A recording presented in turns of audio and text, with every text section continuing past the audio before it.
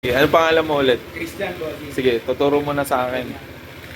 Bukas, low beam, may passing ka low beam. High beam, may passing. Tapos, papatayin mo siya, tapos bubuhayin mo mabilisan, bossing. Dual. Mabilisan, patay buhay. Paano gagawin? Well, patay natin ulit. High beam. Oh. Gitna mo siya, patay. Tapos bilisan mo pagkakangat ulit para dual.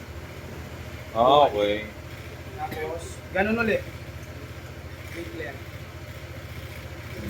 Tapos, patay ulit. Salita naman silang dalawa. Ganun din sa low beam. Ganun. Kaso lang sa low beam, wala kang dual. Link clear lang tapos salitan lang sa low beam. Okay.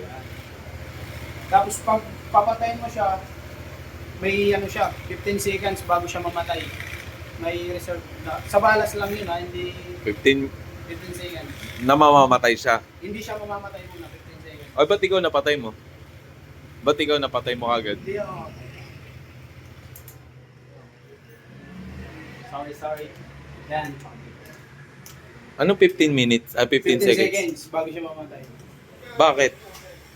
Sa balas. Ah, okay. Reserve. Oh, sige. Mamaya, baka di na makatakbo yung motor ko sa dami ng reserve niya. Na. Tapos, sa busina naman bossing. Stop call. Tapos pag gusto mo ng loud, pindutin mo lang yung switch. Yung sa Okay. button. Pipindutin ko lang yung switch. Para sa loud. O, pagka stock horn, Nakalapat lang siya. nakalapat. Paano Tapain mo. nakalapat? Tapain mo. Yan, nakalapat Nakaganyan lang. Stop yan. Okay. Pag pinindot mo, louder. Hmm. Tapos pag release mo siya ng matagal, yung rapid. Paano pagka ayaw mo siya ng kasabay yung ilaw? May ganon? O hindi, stock horn lang yun.